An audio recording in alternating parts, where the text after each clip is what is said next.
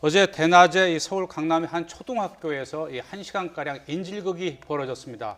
다행히 피해자 어린이는 다치지 않고 이 정신적으로만 매우 놀란 상태라고 하는데 그 범행을 저지른 그 피의자가 좀 환청이 들렸다고 하는데 스스로 무장하라 이런 환청 때문에 그런 인질극을 벌였다고 이렇게 지금 경찰 조사 네네. 과정에서 진술했다고 하더라고요. 그렇습니다. 그러니까 이 사람이 사실은 이제 그 약을 먹고 있어요. 그 뇌전증이라고 하는 뇌전증 4급 진단을 받았기 때문에 그래서 현재 사실은 서초구청의 계약직 직원으로 일을 하고 있기 때문에 10시 반에 본인이 그러니까 8시에 출근했다가 10시 반에 약을 먹으러 집에 들어갔는데 가보니까 우편함에 당신은 그 국가보훈 유공자 대상이 아니다 이런 식의 통지가 와 있었다라는 거야. 그 사람은 자신이 군대에서 그런 병을 얻었기 때문에 본인이 국가유공자 신청을 했었었는데 국가보훈처에서 이걸 받아주지 않았던 것 때문에 매우 화가 난 상태였었는데 네. 우편함에 온 그런 마지막 통지를 보니까 더 화가 나서 도저히 못 참겠다라고 생각했다는 겁니다. 그런 상황에서 본인의 머릿속에 환청이 들렸고 학교를 들어가라. 그리고 학생을 잡아서 세상과 투쟁하라. 이런 식의 얘기를 스스로가 들었다는 거예요. 그래서 본인이 익숙했던 그리고 본인이 살고 있었던 그 근처에 있던 이제 본인이 졸업했던 학교에 들어가서 물론 거짓말하고 들어갔죠.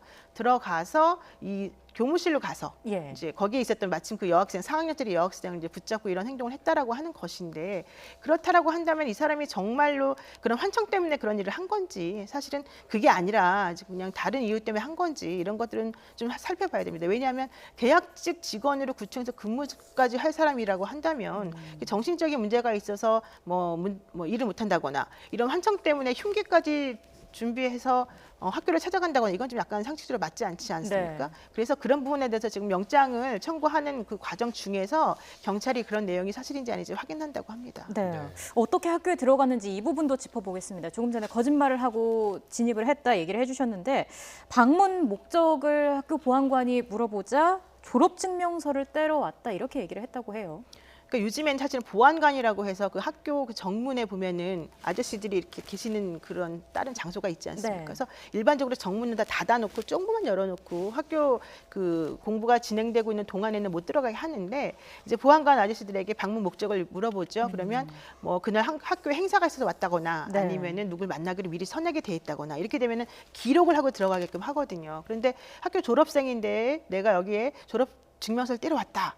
라고 하니까 이 아저씨가 그냥 아마 무심코 들여보내준 것 같아요. 근데 원래 초등학교 졸업증명서를 요구하는 곳은 사실 거의 없기 때문에 네. 상식적으로 봤을 때는 초등학교 졸업증명서 때려왔다는 건 좀 납득이 안 가는 부분이 있어요. 예. 근데 그런 것들에 대해서 아마 꼬치꼬치 캐묻지 않고 또 그 사람이 그렇게 말하는 것에 대해서 성명이나 이런 것들을 적어놓거나 정확하게 누굴 만나러 어떻게 가는지에 서 좀 기재를 하지 않고 아마 그냥 들여보냈던 것이 좀 화근이 아닐까 이런 생각을 하고 있습니다. 네, 결국은 학교 보안관이 매뉴얼대로 하지 않아서 규칙대로 하지 않아서 이런 불상사가 일어났는데 학부모들은 굉장히 걱정하지 않겠습니까? 언제든지 이런 또 사건이 안 일어난다고 할 수 없지 않겠습니까? 맞습니다. 정말 저도 사실은 되게 어제 깜짝 놀랐었는데요. 이제 아이들을 키우고 있는 부모 입장에서 보자면 사실 학부모들 학교에 제대로 못 들어가게 하는 게 요즘에 이제 학교 시스템인데 네. 이렇게 젊은 청년이 흉기를 들고 들어가는데 아무 제지 없이 들어가게 되었다. 이건 사실은 상당히 놀랄만한 일이거든요. 그래서 이런 상황을 계기로 해서 아마도 조금 보안이 강화돼야 되고 학교에 좀 출입을 좀 더 통제해야 되는 게 아닌가 이게 되고요.